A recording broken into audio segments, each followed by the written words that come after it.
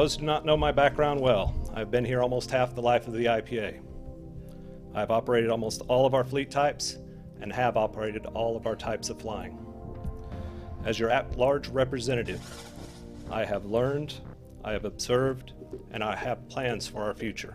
My plans for our future involve drawing talent from within our group and from the outside that will keep the ball in our court more often than it is now. I've drawn on my background from recent negotiations at the IPA. I have assisted in the formation of the KPA, Kitty Hawk Pilot Association.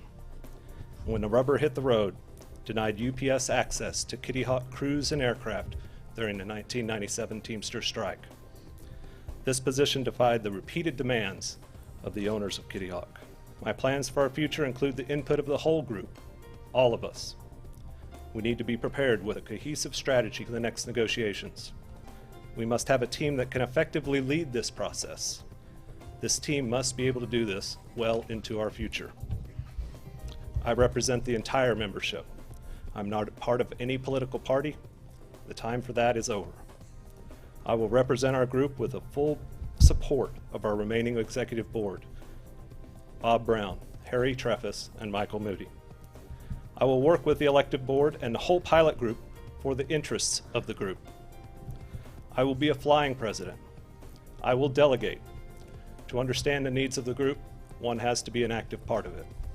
Our IPA today is not the IPA of 20 years ago. We have more than tripled in size. Domestic flying has shrunk, while international flying has grown. Sorts have been closed, new domiciles have been opened, and the classic airplanes have been retired.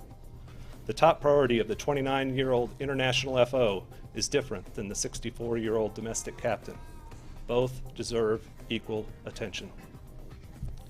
But this task is beyond a single pilot approach. The status quo is not in our interest. Neither is a radical, hostile takeover. The airline has evolved. The membership has evolved. It is time for our leadership to evolve.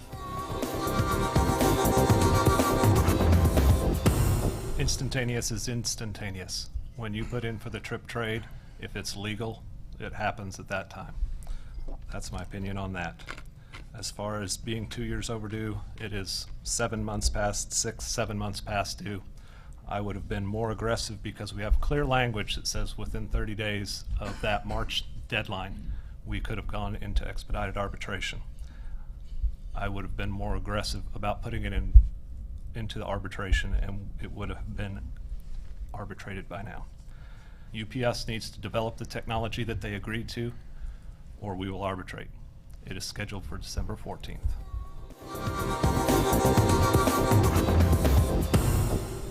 I'm currently on a leave of absence for 0906. I contributed sick time as well.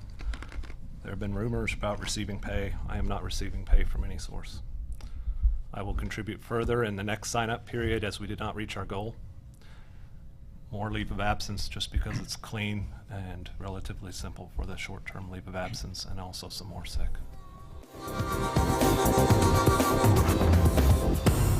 I have work for both of these guys to do. I have contract work, I have help in grievance. Keep them involved, exactly what Rick said. They have lots to contribute to our group. Those supporters of each of those individuals should see that I won't alienate anyone. I will bring them in, let them help as much as they are willing to help. There's a time to be a hammer. It's not all the time. You need that hammer close by. We have that hammer, and we have many of those people available. You need someone that can sit down, engage the company, and draw out information so that you can get something done. If you are not getting something done, you need to firmly have them toe the line. And if they don't toe the line, then you bring in the hammer and you keep them on a timely leash. Protecting our group, protecting jobs is the #1 job of a union, enforcing the contract as well. We need to protect those jobs. My opinion of the way for us to get together is to help support each other. After that, engaging the group, all the group, in information gathering for the new contract.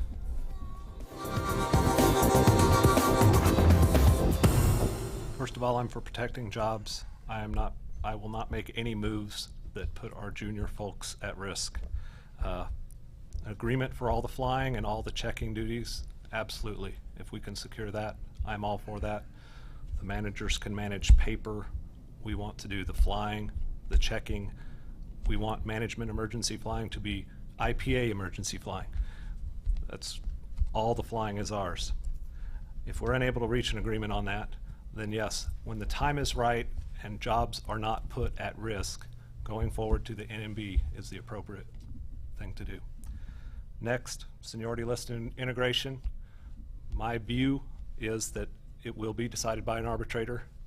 My position that while I will put forward integration with date of hire as a management pilot.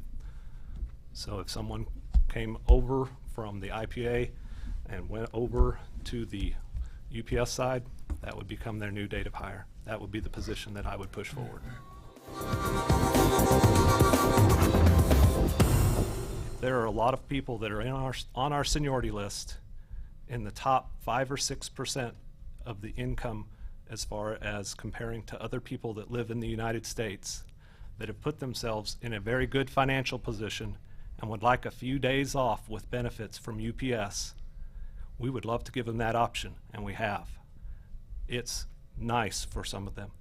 For other people, if they had a choice of working full-time and dues assessment or taking some time off and also taking that same effectively that same assessment, people have chosen to take the time off.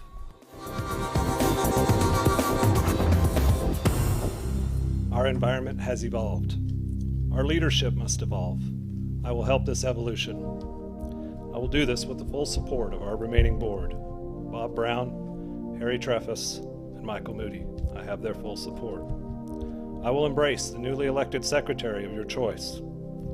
I will utilize the expertise of each board member combined with your input to more effectively serve the collective membership. I will engage our current volunteer experts in their area of expertise. I will seek out others to contribute. I will fully utilize them as well as the very best outside resources in our preparations for negotiations.